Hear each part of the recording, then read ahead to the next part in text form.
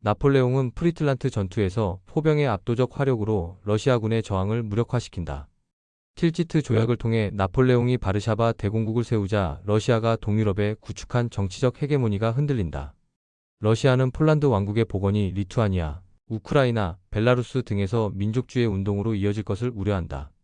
게다가 바그람 전투에서 승리한 나폴레옹은 1810년 오스트리아와 결혼 동맹을 맺어 러시아를 긴장시킨다.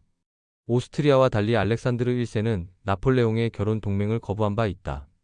영국과의 교역이 주수입원인 러시아는 중립국 선박을 통해 영국 제품을 러시아로 들여와 대륙 봉쇄령을 무력화한다. 나폴레옹은 러시아가 영국과 동맹을 맺어 프랑스를 견제한다 여긴다. 러시아를 굴복시켜 자신의 지배력을 확고히 하기 위해 나폴레옹은 1812년 6월 오스트리아 프로이센과 연합하여 러시아 침공에 나선다. 나폴레옹은 출구 전략을 모색하는 운명의 겨울 소설에 들어선다. 물러날 준비를 해야 할 때 니만 강을 건너 러시아령 리투아니아로 진군한다. 45만 명의 프랑스군과 정면 대결을 피해 후퇴 전략을 선택한 러시아군은 초토화 작전으로 나폴레옹군의 자원을 소모시킨다. 초토화 작전은 적군이 사용할 수 있는 가용 자원을 제거함으로써 보급과 병참을 어렵게 만드는 전술이다.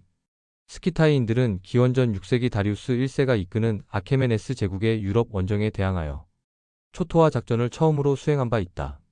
초토화 작전은 이후 수많은 전쟁에서 강력한 적군의 침략에 대응하는 방어 전술로 채택된다. 클라우제비치는 전쟁론에서 초토화 작전을 적군의 병참 방해 뿐만 아니라 적의 전쟁 지속 능력을 근본적으로 약화시키는 강력한 전략으로 언급한 바 있다. 러시아군이 스몰렌스크에 집결해 있다는 정보를 입수한 나폴레옹은 18만 명의 주력군을 투입시킨다. 네프르 강에 위치한 스몰렌스크는 모스크바로 가는 중요한 관문이다.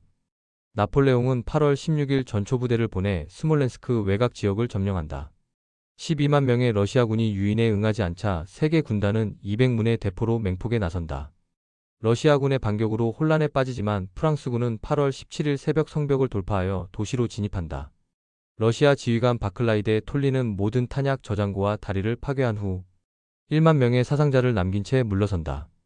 알렉산드르 1세는 야전 사령관 바클라이데 톨리를 러시아 출신 귀족 미하일 쿠투조프로 교체한다.